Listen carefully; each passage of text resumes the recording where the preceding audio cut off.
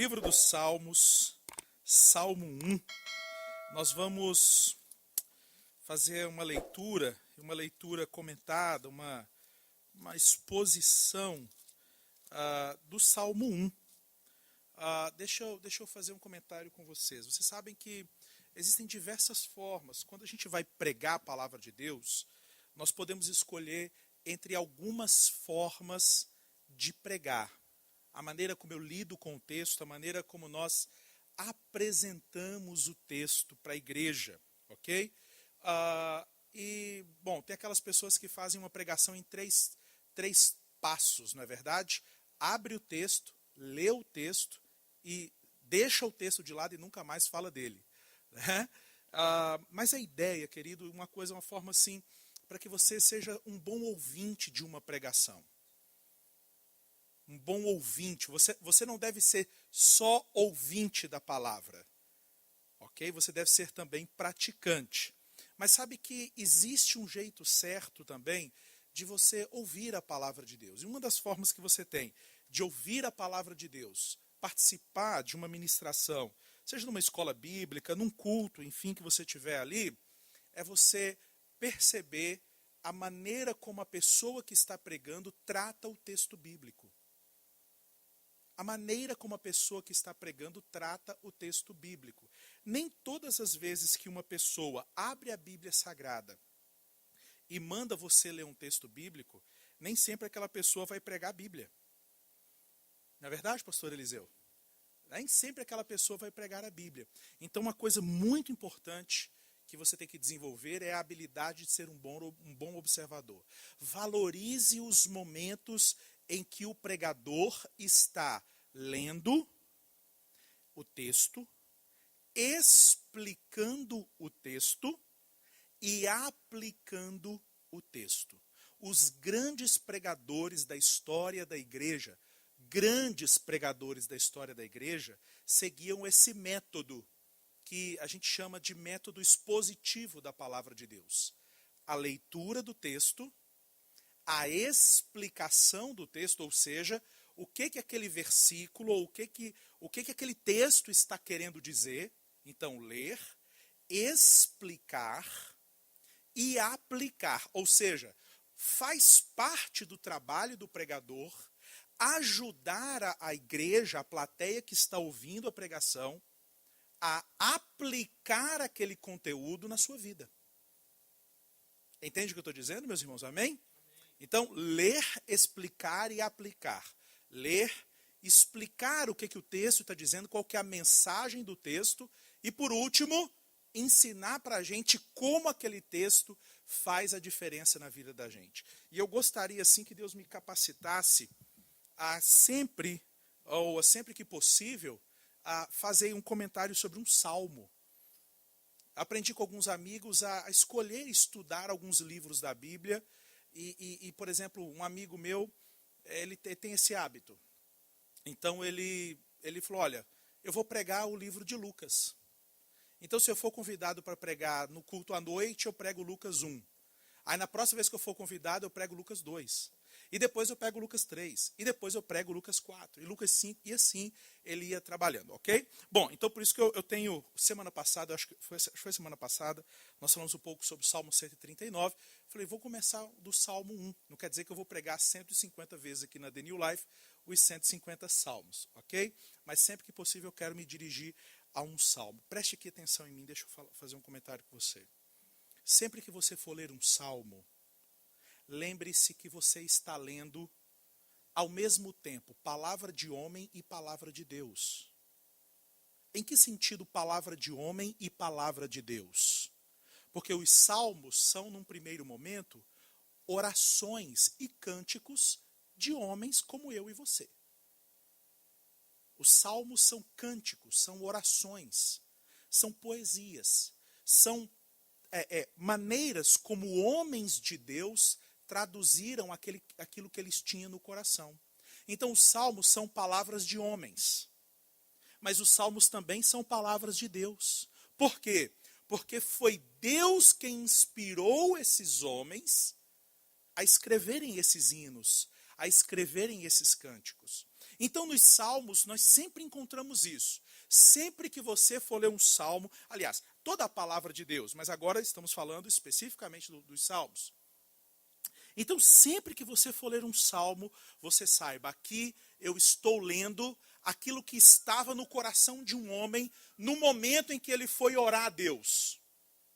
E você sabe que no momento que a gente vai orar a Deus, a gente não usa muitas vezes, a gente não usa uma linguagem muito racional, não é verdade? Quando você vai orar a Deus, você diz assim, Pai, não é isso mesmo? Ô Pai, papai, o senhor é demais. Às vezes a gente lá em Minas, a gente diz assim, ô Senhor, o senhor é demais da conta. Né? Então, quando você vai orar, a sua linguagem não é uma linguagem formal. A sua linguagem é uma linguagem que parte do seu coração. Isso é poesia. Salmos são poesias. Poesias do coração de homens de Deus e poesias que foram geradas pelo próprio Deus. Por isso que você vai ler no Salmo a radiografia do coração de um homem com aquilo que Deus quis colocar dentro do coração desse homem. Ok? Muito bom. Então, nós vamos ler o Salmo 1. Salmo conhecidíssimo. E é o salmo que abre esse livro chamado livro do Saltério, ou livro dos Salmos. É como se a gente tivesse, meus irmãos, eu vou usar essa analogia, é como se a gente tivesse aqui a nossa harpa cristã, que é um inário, ou seja, na história, principalmente da Igreja Assembleia de Deus, irmãos queridos foram compondo hinos, cânticos. Esses hinos e esses cânticos foram sendo reconhecidos pela igreja, eles foram sendo assimilados pela igreja, e eles foram registrados e foram colocados num livro.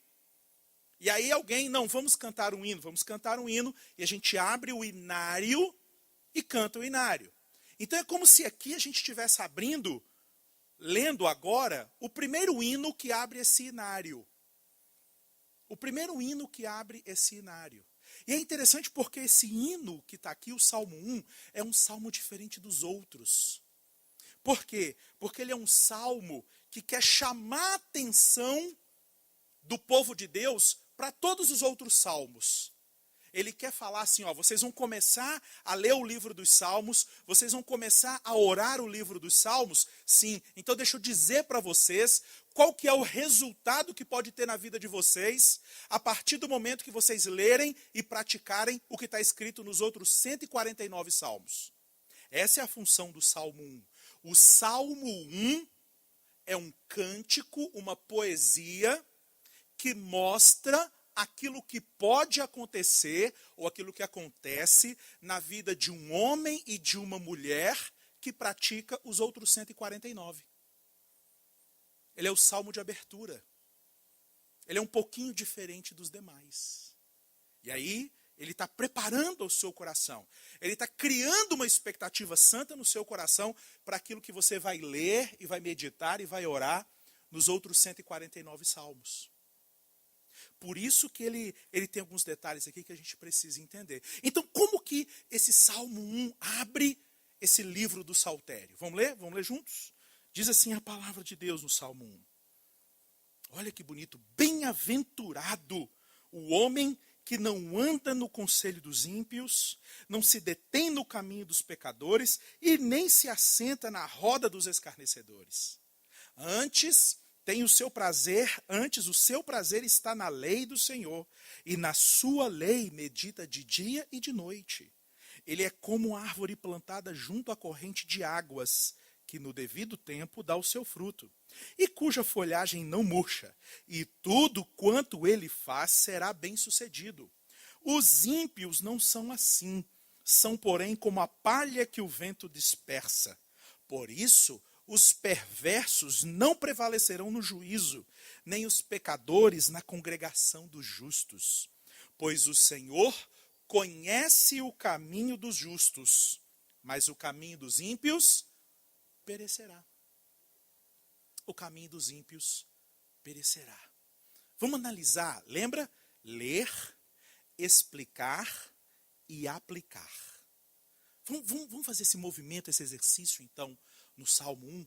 esse salmo que mostra o que pode acontecer, aliás, o que acontece com a pessoa que vive os outros 149 salmos. Olha só, ele começa trazendo uma expressão que a gente conhece bem, especialmente nós que conhecemos o Novo Testamento. Aqui, as primeiras palavras do Salmo 140, do Salmo 1, são normalmente traduzidas como aquelas palavras das bem-aventuranças, lá de Mateus capítulo 5, do Sermão do Monte. Aí o Salmo 1 começa dizendo: bem-aventurado o homem que não anda no conselho dos ímpios, não se detém no caminho dos pecadores e nem se assenta na roda dos escarnecedores. Às vezes a gente passa rápido por isso daqui, né? E a gente acha que aqui Deus está apenas trazendo para a gente uma recomendação moral, para a gente ser moralmente correto. Só que tem mais coisa aqui. Bem-aventurado é o homem ou o varão. É claro que aqui a ideia, o indicativo, o conselho, não é só para os seres humanos do sexo masculino. É qualquer homem, qualquer ser humano sobre a face da terra que colocar em prática aquilo que o Salmo vai dizer, será bem-aventurado. A grande pergunta aqui é: que ideia de bem-aventurado é essa? Eu me lembro agora de um filme que me emocionou muito, e é um filme muito lindo, que eu não sei o nome dele direito mais, porque eu assisti há muito tempo, mas acho que chama A Procura da Felicidade, ou A Busca da Felicidade, em português, com o Will Smith. Um filme belíssimo, em que a ideia de felicidade daquele homem tinha a ver com o quê? Com a oportunidade que ele tinha de conseguir um emprego para cuidar bem do filho dele, e ele lutou, o filme gira em torno disso, era ele tentando conseguir um bom emprego, uma boa colocação para cuidar bem da família dele, do filho dele, no caso. Mas essa ideia de felicidade é uma ideia de felicidade um pouquinho diferente da ideia do Salmo. Porque ser bem-aventurado é um pouco diferente da ideia de felicidade que nós temos. Porque, por exemplo, o Will Smith, naquele filme, ele obteve um êxito, ele se sentiu feliz lá no resultado do filme, porque ele trabalhou bastante, ele se esforçou. Só que esse tipo de bem-aventurança aqui não tem a ver com o resultado de algo que você faz para você mesmo. Essa palavra, essa expressão, bem-aventurado, algumas Bíblias dizem feliz ou abençoado. Essa palavra, essa expressão é uma expressão hebraica, ashre. Ashre. O que é essa ideia? É a ideia não do sujeito que ele é feliz porque ele conseguiu fazer algo que faz ele se sentir bem. É a ideia de que ele foi, olha a palavra, irmãos, agraciado. Existe uma diferença entre a pessoa que faz o esforço para conseguir algo e consegue aquele algo, e uma pessoa que está feliz porque foi agraciada com algo. Existe diferença, gente? Sim ou não? Claro que existe. A ideia aqui é que o Salmo está falando de uma felicidade que não pode ser produzida pelos efeitos do esforço humano. E que a felicidade, que a bem-aventurança da qual esse Salmo vai falar aqui, não é uma bem-aventurança, por exemplo, como a de uma pessoa que consegue um bom trabalho apenas. Embora seja importante conseguir um bom trabalho.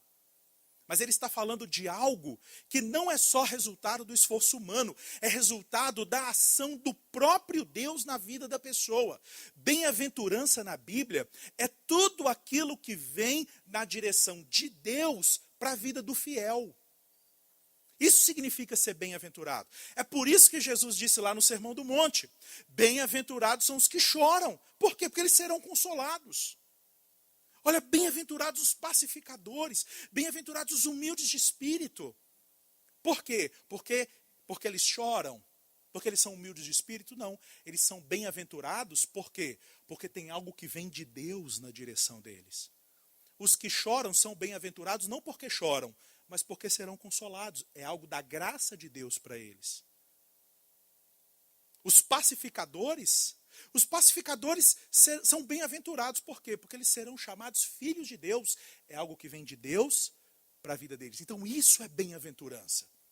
Todas as vezes que você lê na Bíblia a palavra ou a ideia de feliz, bem-aventurado, saiba, estamos falando de algo que só pode ser obtido como resultado de algo que vem de Deus para a vida da pessoa. Bem-aventurado é o homem, e ele vai descrever agora esse homem que é bem-aventurado.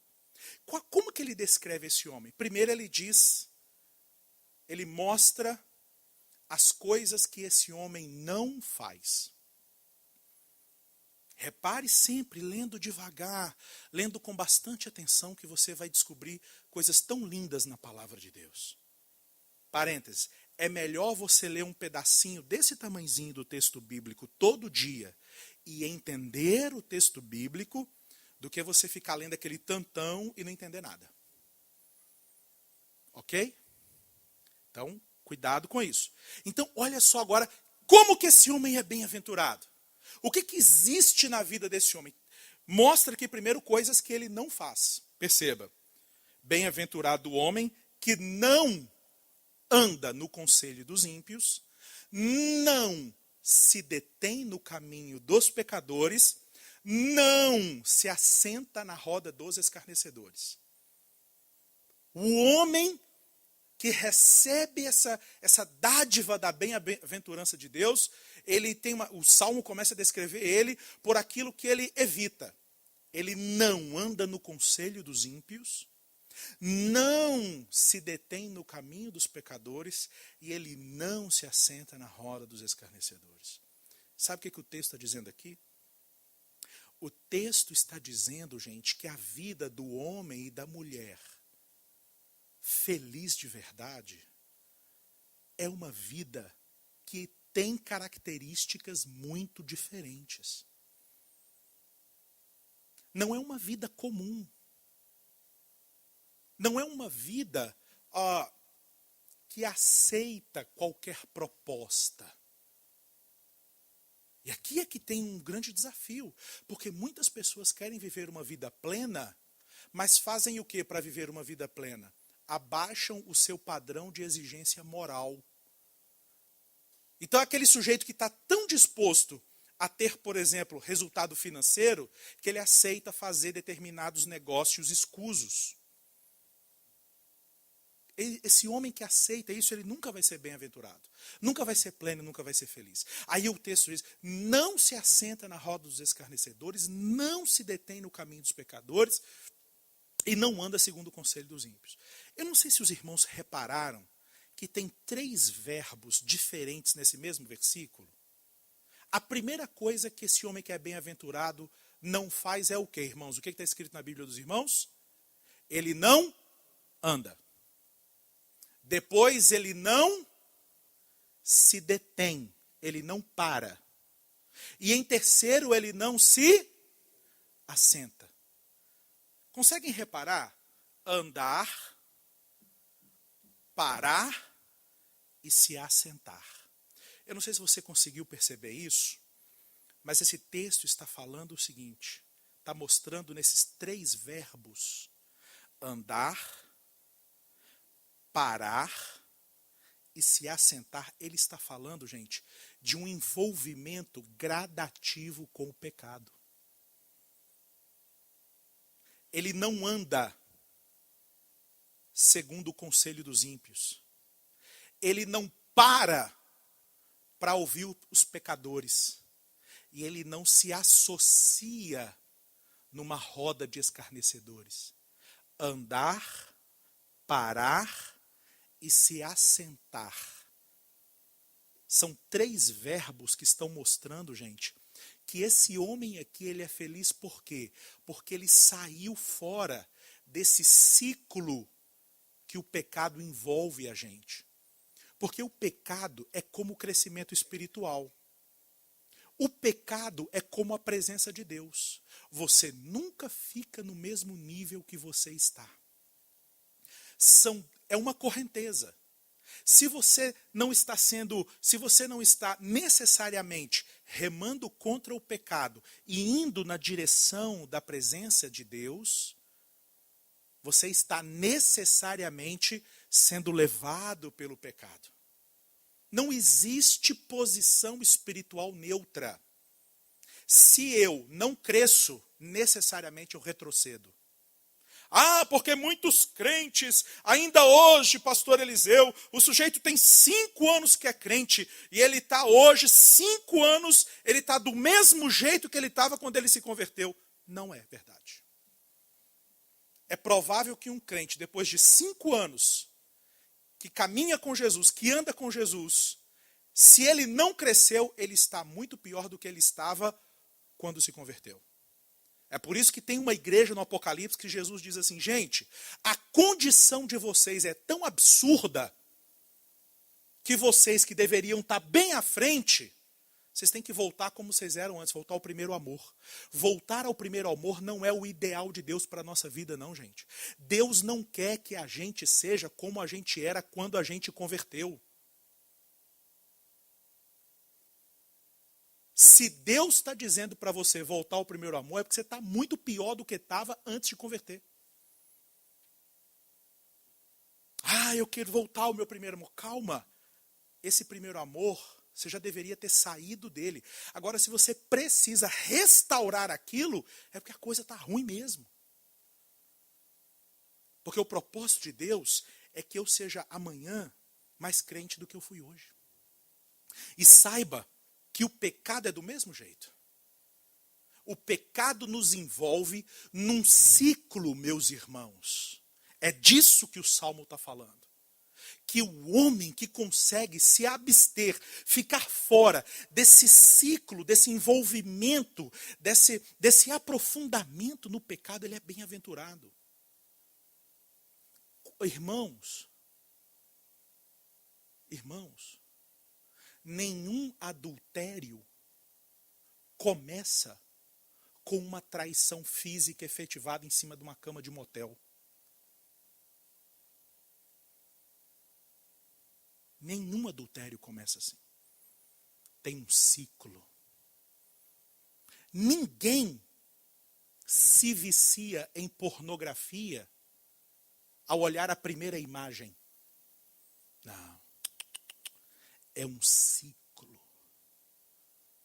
E é isso que muitos irmãos preciosos que deveriam estar vivendo uma vida de bem-aventurança e de crescimento espiritual não percebem. É que o pecado, o inferno, os demônios são sutis. Não tem pressa. Eu e você somos apressados. Eu e você muitas vezes somos desgovernados, fazemos as coisas sem pensar. O diabo não.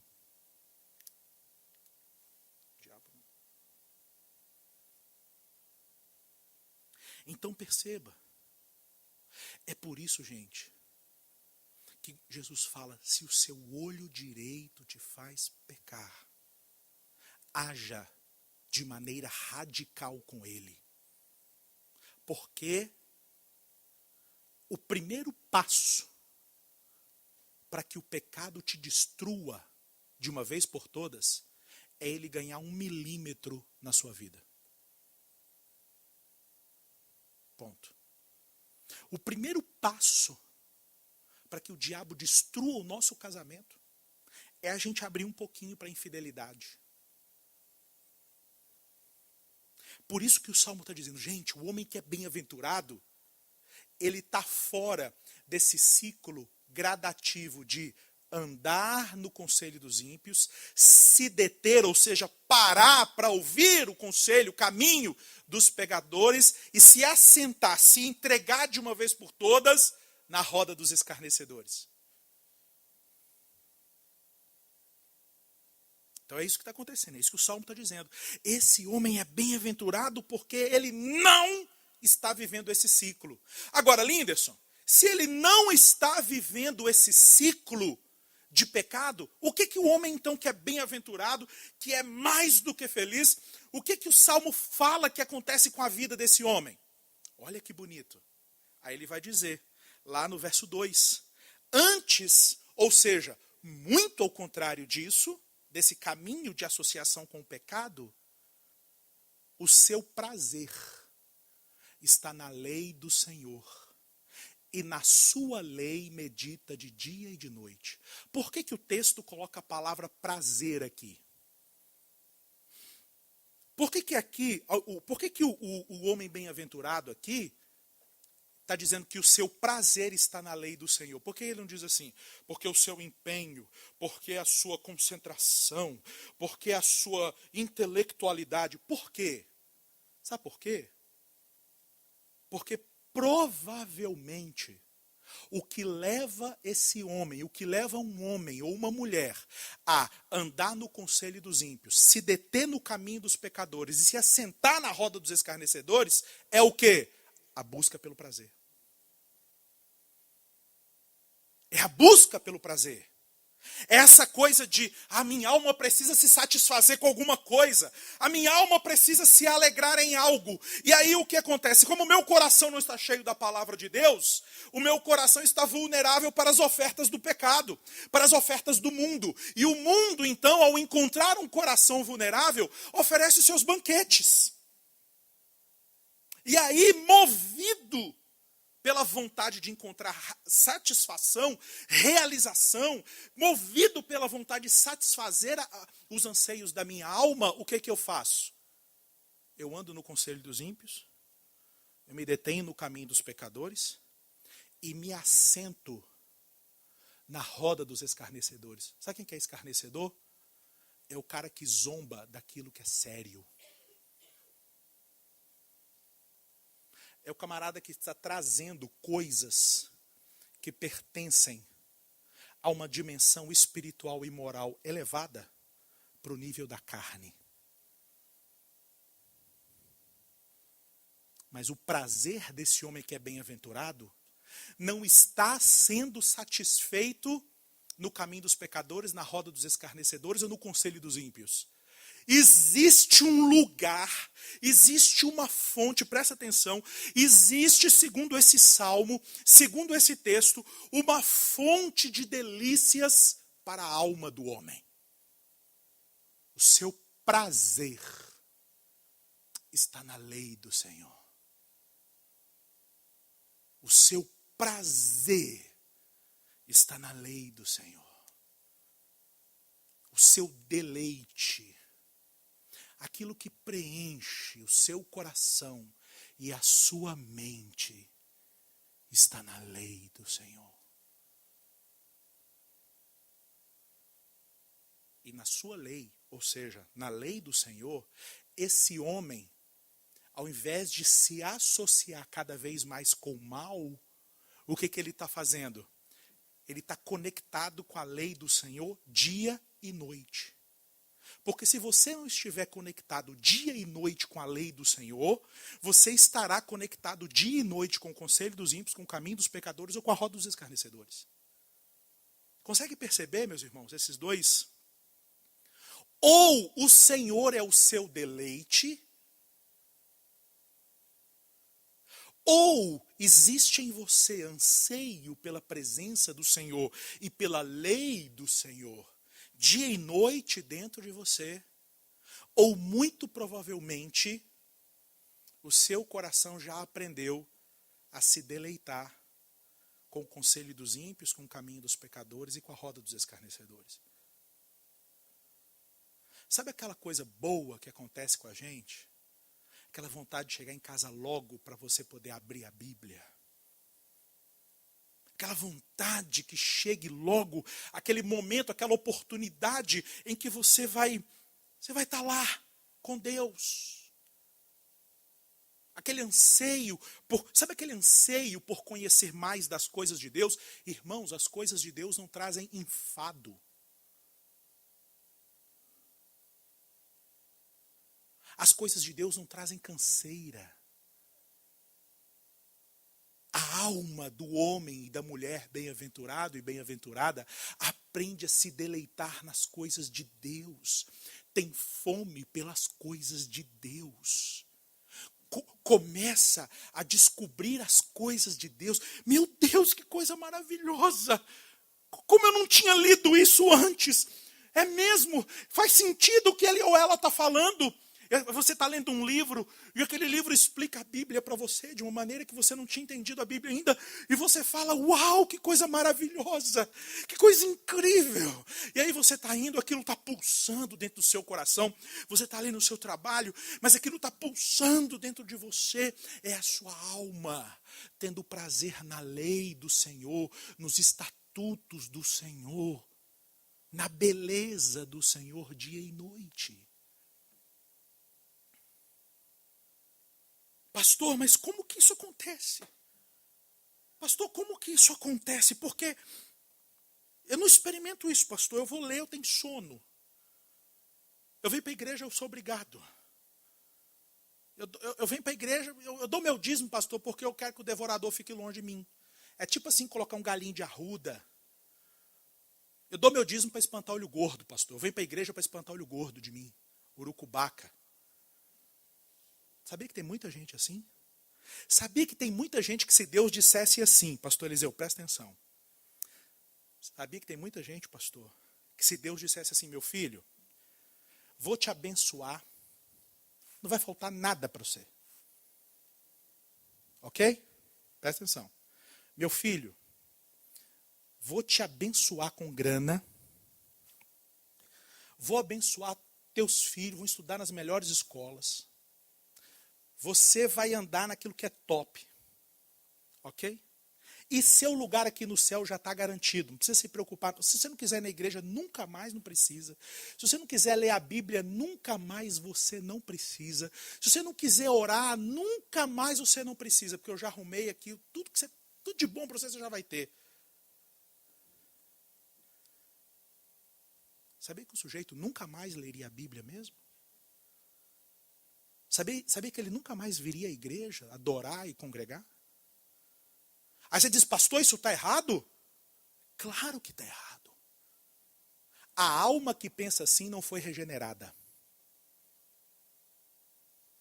Se você pensaria, se você pensou 2 vezes ao se ver nessa condição, será mesmo que se Deus me garantisse que eu ia ter todas as bênçãos, que eu ia ficar top das galáxias, entendeu? Que os meus filhos iam estar todo mundo bem, e que eu ia morar no céu, eu nunca mais precisasse orar, jejuar, ler a Bíblia, nem dar dízimo, nem vir na igreja, nem nada mais. Se você pensou seriamente nisso, existem ainda em você traços do homem que não nasceu de novo. Porque a alma regenerada encontra deleite nas coisas de Deus. Você, respeitosamente, eu não conheço a confissão religiosa de todos aqui.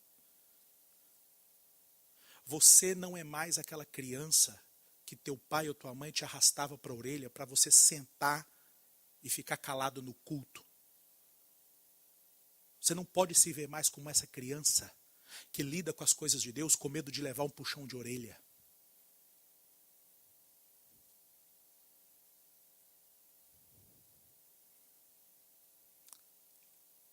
Ele tem o seu deleite na lei do Senhor. Irmãos, se você começar pelo poder do Espírito Santo a treinar a sua alma, se você expor cada vez mais o seu coração e a sua mente às coisas de Deus, você vai começar a descobrir beleza nas coisas de Deus. A grande questão é que esse processo aqui não é um processo automático, não, gente. Ninguém vive uma vida religiosa, legalista, longe da beleza de Deus, longe da presença de Deus, entra aqui, recebe uma oração e sai daqui amando a lei de Deus. Não existe isso. Não existe isso. Esse processo do homem bem-aventurado ter o seu prazer na lei do Senhor, ter afinidade com as coisas do Senhor, é um processo gradativo. em que a sua natureza pecaminosa vai ser subjugada pelo poder de Deus, pelo poder da palavra de Deus, através da leitura bíblica, através do jejum, através da oração, através da confissão de pecados. Presta atenção. Quer ter prazer na lei do Senhor? Quer começar um processo que vai levar você a esse lugar de bem-aventurança, em que você vai se deleitar nas coisas de Deus? Que Netflix vai ser chato pra caramba. Que novela vai ser fichinha. Que você nunca mais vai ter dúvida entre... mas hoje tem aquele negócio na televisão, será que eu vou? Hoje tem jogo do meu time, será que... Sabe? Essas seduções que o mundo coloca diante de nós e que encontram apoio na nossa natureza carnal. Quer se livrar disso? Quer aprender a se deleitar, a amar a palavra de Deus? A chegar ao ponto em que alguém começa a falar das coisas de Deus e você começa, é como se a palavra está sendo pregada ou você está lendo a palavra e é como se um filme se descortinasse diante de você e você começa a se encantar com os estatutos de Deus. Submeta a sua alma a uma dieta rigorosa de oração, de leitura bíblica, de jejum e de confissão de pecados. Senhor, eu confesso para o Senhor que eu não posso ver um rabo de saia. Confesso para o Senhor que o meu problema é com decote. Confesso para o Senhor que o meu problema, Senhor, é que eu sou uma faladeira. A minha língua é sem controle, Senhor. Aí você confessa. Aí você procura o pastor e fala, pastor, ora por mim. Por quê? Porque eu sou maledicente, pastor. Ele não vai perguntar nada para você. Vem aqui no final do culto e diz assim, pastor, ora por mim. Queria pedir uma oração. É o quê, minha irmã? Eu tô com uma enfermidade. Qual? Na língua. Ora, pastor. O pastor já vai entender, ele já vai orar por você. Deixa eu dizer uma coisa para você. Poucas coisas foram tão libertadoras na minha vida quanto aquilo que eu aprendi na minha conversão. Procurar os meus líderes, os meus pastores e falar para eles dos meus pecados. Pastor, o que foi? Estou sendo tentado, pastor. Em que, meu filho? Nisso aqui, eu vou orar por você. Meu líder de jovens. Cara, eu preciso que você ore por mim, por quê? Porque, cara, tem uma moça lá na minha faculdade, lá, cara, eu fico pensando nessa menina o dia inteiro, cara. Tô vendo a hora, Não, vem cá, eu vou orar por você, Linderson. Jejum, oração, leitura bíblica e confissão de pecados. Essas 3 coisas vão submeter a sua alma a um processo de transformação, que a sua alma vai deixar de procurar contentamento na roda dos escarnecedores, no conselho dos ímpios e no caminho dos pecadores, e ela vai aprender a se deleitar nas coisas do Senhor. É disso que o Salmo está falando. E aí tem um resultado. O legal é que tem um resultado, porque dá para ver o resultado. Dá para ver o resultado. Existe um resultado na vida desse homem e dessa mulher cujo deleite foi direcionado para as coisas de Deus. Existe um resultado. Que resultado é esse? Está aqui. Verso 3. Agora o Salmo vai fazer aquilo que os livros poéticos da Bíblia fazem sempre. Usam imagens. Isso aqui se chama símile. Símile é quando alguém usa uma imagem para explicar uma coisa. Ele, ou seja, esse homem que é bem-aventurado é como, ou seja, eles usam um exemplo. Ele é como uma árvore plantada junto à corrente das águas. Aí percebe, o salmista não vai chamar atenção para a árvore em si, mas vai chamar para aquilo que é o resultado de uma árvore que está plantada junto a uma fonte de águas que a abastece constantemente. Qual que é o resultado? Aí ele diz aqui, ele é uma árvore plantada junto a corrente de água, que, primeiro, no devido tempo dá o seu fruto. E deixa eu só falar uma coisa para vocês. Todo mundo frutifica. Todo mundo frutifica. Pronto. Jesus não disse assim, vocês vão conhecer uma árvore pela sua... Não, é pelo seu fruto. Pelos frutos vocês vão conhecer. Então o homem que está na carne, ele gera frutos da carne. Um homem que está no espírito gera frutos dessa vida no espírito. Sempre aquilo que está dentro de mim se torna conhecido mais cedo ou mais tarde pelas minhas atitudes. Sempre. Claro. Em síntese, o que é esse fruto? É simples. É aqui do lado de fora uma oportunidade que as pessoas têm de conhecer como que você é por dentro. Só isso. Pronto. Ah, Linderson, mas tem gente que tenta tapear. Tem gente que é duas caras, não por muito tempo. Não por muito tempo e nem em todo lugar. Não por muito tempo e nem em todo... Ninguém passa a vida inteira fingindo todo o tempo e em todos os lugares. Então vem o fruto. Ele é como uma árvore plantada junto a uma corrente de águas, uma fonte de águas. Primeiro, no devido tempo dá o seu fruto. Todo mundo vê o que está lá dentro. Seja pelo falar, seja pelo não falar. Sabia que calar também é um sinal de maturidade? Bom, avança. No devido tempo dá o seu fruto, e cuja folhagem não murcha, e tudo quanto ele faz será bem sucedido. Bom, calma. Tudo quanto ele faz será bem sucedido. Ou seja, esse homem vai ter êxito em todos os seus empreendimentos. Aí você diz assim, pronto, é isso aí que eu quero para mim, uai. Ô, Natanael, não me discrimina não, cara. Estou me sentindo em casa, no meio de Estande Mineiro. Tão maravilhoso os últimos meses para mim.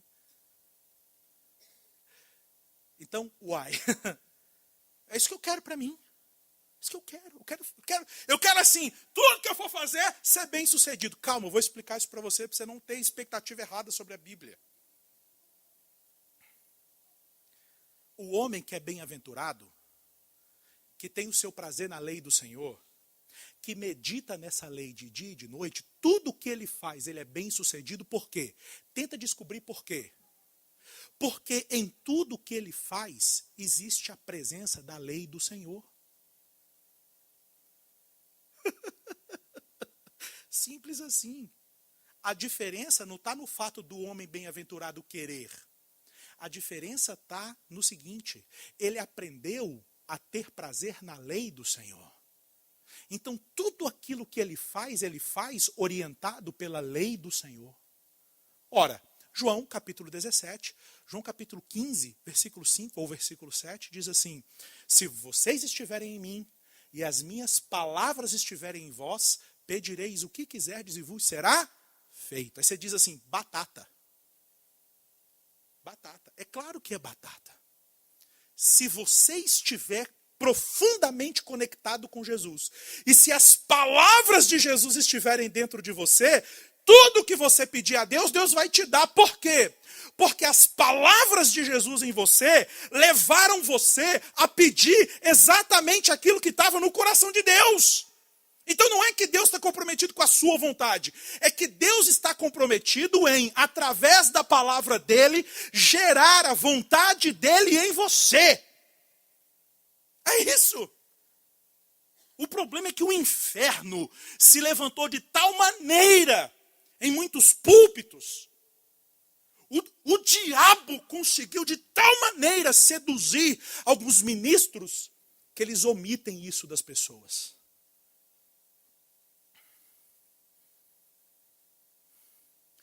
Todas as vezes que você ouvir falar que Deus está comprometido com a sua vontade, você saiba, é anátema. Pega a sua família e vai embora. Porque isso é anátema. Isso é maldição. Isso não é evangelho. Isso não é Bíblia, isso não é cristianismo. Porque Deus vai realizar os seus sonhos. Espera aí, tem uma vírgula. Se e somente se os meus sonhos estiverem subjugados pela palavra dele e estiverem absolutamente conectados com os sonhos dele.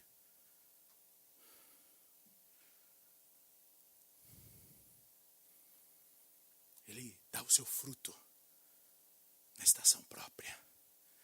A palavra do Senhor é essa fonte de águas que está mantendo essa árvore frondosa viva. Essa árvore não pode murchar se passar um vento seco e quente, porque ela está sendo alimentada na sua raiz. Ela está conectada com uma fonte de águas. Lá debaixo da terra, no invisível, essa árvore está sendo nutrida pelo manancial de Deus. E os ventos que balançam, os ventos secos e quentes que vêm aqui em cima, não são nem de perto tão poderosos quanto essa fonte de águas que vem aqui de baixo. Por isso que ela permanece e ela frutifica e a sua folhagem não murcha. Ela não está vulnerável às oscilações do tempo. O crente, agora é a aplicação, o crente alimentado pelo evangelho, nutrido pelas suas convicções em Deus, ele resiste às notícias ruins.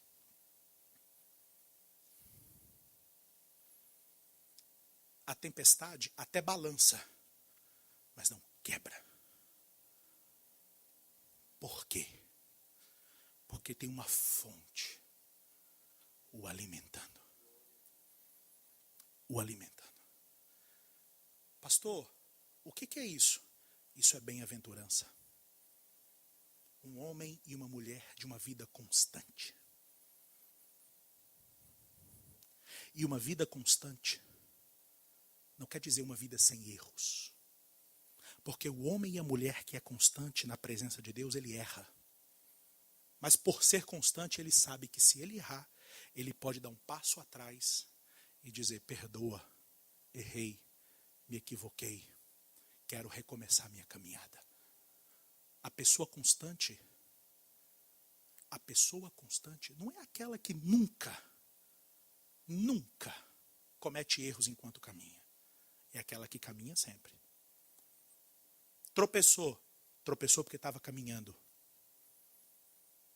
Escorregou porque estava caminhando. Alguém foi lá, levantou e disse, vamos embora dar um passo.